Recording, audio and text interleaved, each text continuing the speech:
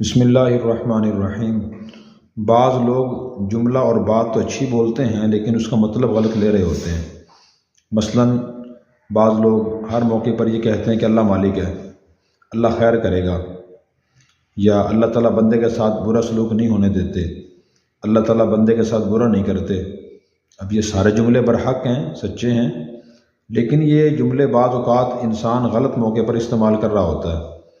مثلاً اسے کہا جائے کہ آپ رشتہ کر رہے ہیں، فلاں اہم کام کرنے جا رہے ہیں، تو آپ اس کام کے ماہرین سے مشورہ کر لیجئے، تحقیق کر لیجئے کہ جس شخص سے آپ معاملہ کرنا چاہتے ہیں، رشتے کا، کاروبار کا، شراکت داری کا، پہلے اس کے بارے میں معلومات لے لیں کہ ان کا مزاج کیسا ہے، ان کا رویہ اور کردار کیسا ہے، وہ سچے اور دیانتدار ہیں یا نہیں۔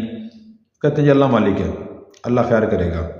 تو یہ ایسے موقع پر یہ بات کرنا درست نہیں ہے۔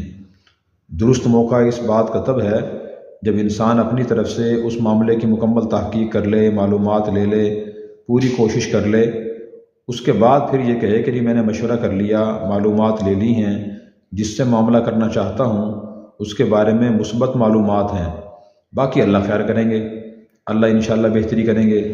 پھر یہ جملہ ہمیں بولنا چاہیے۔ قرآن کریم کی 6000 سے زیادہ آیات ہیں، نبی پاک کی لاکھوں احادیث ہیں، وہ ساری اس لیے تو دنیا میں آئی ہیں ایک مسلمان اپنے معاملات کو، زندگی کے کاموں کو کرنے سے پہلے ان سے رہنمائی لے، ان سے راستہ پوچھے کہ میں یہ کام کروں یا نہیں، اگر کروں تو کس طریقے سے کروں، کن باتوں کا خیال رکھوں۔ اگر صرف یہ جملے ہی کافی ہوتے اور تحقیق کا، غور و فکر کا، مشورے کا حکم نہ ہوتا تو پھر اللہ تعالیٰ یہ کتابیں نازل کیوں فرماتے، انبیاء کیوں بھیجتے، نبی پاک لاکھوں حدیث کیوں ارشاد فرماتے؟ وہ اسی لیے ارشاد فرمائی ہیں کہ آدمی ان سے رہنمائی لے، مشورے کا حکم ہے۔ اللہ نے فرمایا وَأَمْرُهُمْ شُورَىٰ بَيْنَهُمْ، مسلمانوں کے اہم معاملات باہمی مشورے سے طے ہونے چاہیے۔ اور اللہ تعالیٰ نے نبی کریم صلی اللہ علیہ وسلم کو فرمایا وَشَاوِرْهُمْ فِي الْأَمْرِ، کہ آپ صحابہ کرام سے مشورہ کیجئے، آپ مشورہ فرمایا کرتے تھے۔ اس لیے ہمیں پوری کوشش اور محنت کے بعد، تحقیق کے بعد یہ جملے استعمال کرنے چاہیے۔ اللہ تعالی ہمیں سمجھ عمل کی توفیق عطا فرمائے۔